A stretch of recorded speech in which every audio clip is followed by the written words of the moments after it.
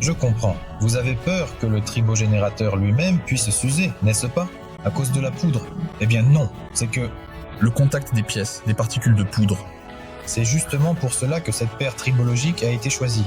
Ici, il y a un donneur d'électrons et un accepteur d'électrons. Ici, ce n'est pas le fluoroplaste qui est le donneur, mais c'est justement l'époxyde qui est le donneur de charges électriques. C'est pourquoi l'électrodonneur ne se détruit pas, au contraire, c'est grâce à lui que l'on extrait les charges électriques. Vous comprenez? Voilà donc. Autrement dit, ici le moins se transforme en plus. Bien sûr, bien sûr. C'est pourquoi toutes les recherches de Yuri Stepanovich, enfin ses investigations, étaient justement orientées vers cela, pour trouver cette meilleure paire tribologique. Eh bien, essaie donc de la trouver. Cela signifie-t-il véritablement que le problème fondamental du frottement est la clé principale de l'usure progressive et inévitable des pièces essentielles dans la plupart des mécanismes complexes que nous connaissons et utilisons quotidiennement? Oui, absolument. Ici, dans cette technologie de production d'énergie, Pandas est un outil direct pour obtenir de l'énergie. Oui, tout à fait. En fait, cet outil, enfin le frottement, il est partout.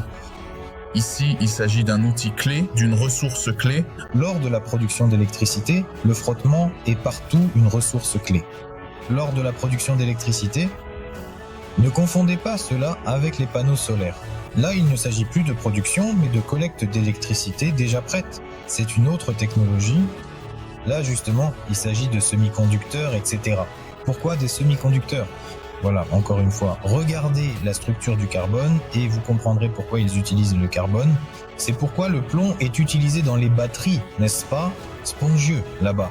Le plomb aussi est un semi-conducteur, et même un bon semi-conducteur.